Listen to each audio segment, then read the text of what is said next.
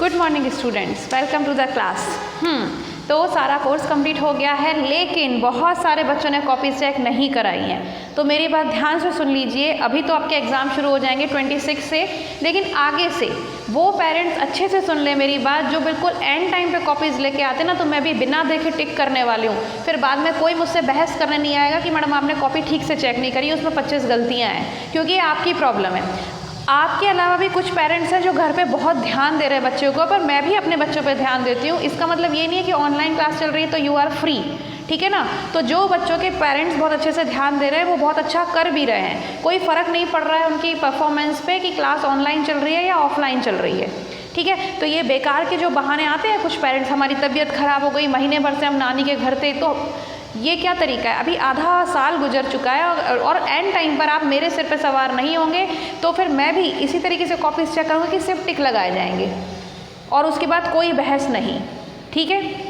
तो आज हम एक रिवीजन लेते हैं, बहुत इम्पॉर्टेंट है ये रिवीजन, और बहुत ध्यान से मेरी बात सुन लो सब बच्चे कि ऐसा ज़रूरी नहीं है कि पीछे में जो क्वेश्चंस दिए हैं बस वही आएंगे, ठीक है, क्योंकि आपके चैप्टर्स हैं छोटे छोटे, क्वेश्चन है बहुत कम और पेपर बनेगा बहुत बड़ा। 80 मार्क्स का पेपर आ रहा है, तो मैंने बहुत सारी चीज़ें ऐसी दी हैं जिसमें आपको खुद का दिमाग यूज़ करना है। जब मैंने पढ़ाया है, जिन बच्चों ने मेरी वीडियो सुनी है, जिन पेरेंट्स ने अपने बच्चों को ठीक से समझाया है कि मैं अपने वीडियो में क्या कह रही हूँ, वीडियो से देख के ठीक से उनको क्वेश्चन आंसर्स कराए हैं, लर्न कराया है, उनके बच्चों के ही अच्छे मार्क्स आने वाले हैं, ठीक है। क्योंकि मैं थोड़ा टफ पढ़ाती हूँ और मैं ये चाहती हूँ कि बच्चा जिस भी क्लास में है उसे पूरे नॉलेज होना चाहिए, ठीक है।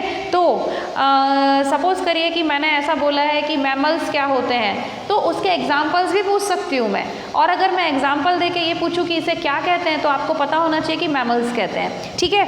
मैं थोड़ा सा आपको रिविज़न कराती हूँ जिससे कि आपको समझ आएगा कि किस तरीके का, ठीक है। डायग्राम जो हमने प्रैक्टिस की थी, एक बारी मैंने बनवाया था, वो सब बच्चे बनाएंगे, और क्योंकि डायग्राम भी पूछा जा सकता है, ठीक है ना। वर्ड मीनिंग्स अच्छे से याद करके रखना, वर्ड को अनस्क्रैम्बल करना भी आ सकता है। मैच द फॉलोइंग आपने सब पढ़ा हुआ है, ठीक है। अब अगर मान लीजिए आपको ये अच्छे से पता है कि जो अपने फूड को च्यू करते हैं उन्हें हम रूमिनेंट्स कहते हैं, तो इसके बारे में मैं चाहे आपसे मैच द कॉलम में पूछूं, चाहे आपसे फिलअप में पूछूं, चाहे आपसे टिक द करेक्ट आंसर में पूछूं, आपको आंसर पता होगा, ठीक है ना। तो अगर आप ठीक से पढ़ रहे हो तो आपको क्वेश्चन आ जाएंगे, क्योंकि मैंने क्वेश्चन घुमा फिरा के पूछे हैं। तो इसीलिए बस सिर्फ इतनी सी बात है कि आपको जो मैंने पढ़ाया उस वीडियो को अच्छे से सुनना है और अच्छे से उसको लर्न करना है। अब कॉपीज़ चेक करने का टाइम तो गया, क्योंकि कल और परसों की छुट्टी है और मंडे से आपके एग्ज़ाम्स स्टार्ट हैं। तो जो भी बच्चों ने जैसा काम किया है उसको देखो घर पे। मैंने पिछले मंडे को, मतलब ये पूरा वीक था आपके पास, 4-5 दिन मैंने पहले ही करा दिया था कोर्स कंप्लीट।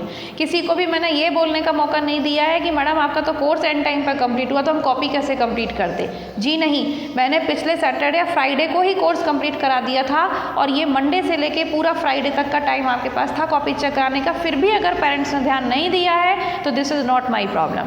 अब आपके बच्चे की कॉपी में जो भी लिखा है आप उसे लर्न कराइए, करेक्ट कीजिए, नहीं कीजिए, उसके मार्क्स जैसे भी आएंगे उसके जिम्मेदार आप हैं। तो और मैं अभी भी बता रही हूँ कि क्वेश्चन घुमा फिरा के आ सकते हैं, ठीक है। अगर मान लीजिए आपने टिक द करेक्ट आंसर में पढ़ा है कि prasad distributed to a large number of people during festival, उसको हम भंडारा कहते हैं, तो ये चीज़ मैं आपसे मैच द कॉलम में भी पूछ सकती हूँ, ठीक है ना, या फिर वन वर्ड आंसर में भी पूछ सकती हूँ, अनस्क्रैम्बल करने को बोल सकती हूँ। तो ये सारी चीज़ें आपको अच्छे से तैयार करके रखनी है। स्पेलिंग्स याद करके रखो जो कि हार्ड वर्ड्स में अपन पढ़ते हैं, वर्ड मीनिंग याद के रखो, हिंदी भी और इंग्लिश भी, ठीक है। इसके अलावा कभी मैं ये भी ऐसा भी पूछ सकती हूँ कि भाई गिव 2 एग्जाम्पल्स ऑफ ईच।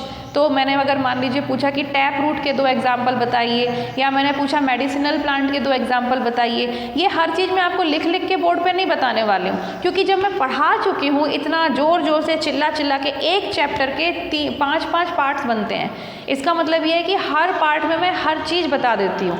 तो इसीलिए अलग से मुझे PDF देकर या रिवीजन में वो एक एक चीज़ लिखवा के फिर बच्चे उससे अंदाज़ा लगाएं कि यही टेस्ट पेपर में आएगा, ऐसा मैं नहीं पढ़ाने वाली हूँ, ठीक है। आपको चैप्टर अगर आपने ठीक से पढ़ा है तो आपको पता होगा कि टैप रूट किसे कहते हैं और टैप रूट के क्या एग्जाम्पल हैं। तो अगर मैंने पूछ लिया कि टैप रूट के एग्जाम्पल बताओ, तो यू शुड नो ये बात मैं बच्चों से भी साथ कर रही हूँ और पेरेंट्स के साथ भी कर रही हूँ। तो take care of your child. Question paper जो होगा वो बहुत अच्छे से बनाया गया है। बिल्कुल इस उम्मीद में ना रहें कि पीछे के क्वेश्चन आंसर याद करा देंगे बच्चों को 2 दिन में तो वो पास हो जाएगा। गेटिंग। इसी तरीके से मोरल माइंड में भी है। मोरल माइंड में चैप्टर्स बड़े छोटे छोटे से होते हैं, 2-4 उसमें क्वेश्चन होते हैं, उसमें भी मैंने अलग अलग करके दिया है। कुछ पिक से रिलेटेड क्वेश्चन भी दे सकते हैं, वर्ड मीनिंग को भी घुमा फिरा के दिया जा सकता है कि वर्ड दे दिया, मीनिंग आपको लिखना है, या फिर मैंने मीनिंग दे दिया तो वर्ड आपको पता होना चाहिए। अगर मैंने हिंदी में लिख के दे दिया है तो उसका इंग्लिश में आपको पता होना चाहिए कि क्या मीनिंग है। अगर मैंने मान लीजिए मैंने लिखा है कि स्वस्थ, तो आपको पता होना चाहिए कि उसे हेल्दी कहते हैं। ठीक है, तो हिंदी टू इंग्लिश और इंग्लिश टू हिंदी कैसा भी पूछा जा सकता है। ठीक है, यही मेरी रिवीजन की PDF है। एक बार देख लेना अच्छे से और समझ लेना कि आपको कैसे पढ़ाई करनी है। मैं फिर बोल देती हूँ, hard words, word meaning, question answers, right wrong मतलब true false, fill ups, unscramble of word, match the following, answer the questions, और जितना भी कुछ हो सकता है चैप्टर में, डायग्राम, वो सब मैंने दिया है। ठीक है, तो जिन बच्चों के पेरेंट्स अच्छे से ध्यान दे रहे हैं, I know they will not face any problem, उनको कोई प्रॉब्लम नहीं होने वाली है, वो बच्चे अच्छे से पढ़ेंगे। बस आपको इतना पता होना चाहिए कि आपके चैप्टर में जो भी कुछ है सब आपको पता होना चाहिए। ठीक है, तो मैंने क्या कहा था, सबसे पहले वीडियो सुनो, 4 पार्ट्स में अपनी स्टडी डिवाइड करो, hearing, reading, writing and learning. सबसे पहले वीडियो सुनो, उसके बाद फिर अपनी बुक को एक बार वापस से पढ़ो। कोई प्रॉब्लम आती है तो मुझे 10 बार कॉल करो, मैं उसमें नहीं डांटती कभी भी, ना कभी ऐसा करती हूँ कि फ़ोन नहीं उठाऊँ। लेकिन अगर मेरे पढ़ाने के बाद भी अगर कोई पेरेंट्स या कोई स्टूडेंट बेकार की बहस करने आएगा तो फिर मैं उसको बिल्कुल नहीं सुनने वाली हूँ। ठीक है, और इसके बाद जब आपने वीडियो देख ली, आपने रीडिंग लगा ली, फिर आप अपना काम अच्छे से राइटिंग करो, कंप्लीट करो उसको, और देन यू शुड लर्न। ठीक है, तो ये चारों चीज़ें अब आपके ऊपर हैं। मेरा काम खत्म हो चुका है, मैंने सारा अपनी तरफ से सब पढ़ाया है, और जो पढ़ाया है वही पूछूंगी। ठीक, तो बस मैं इतना ज़रूर कह रही हूँ कि क्वेश्चन घुमा फिरा के आएंगे।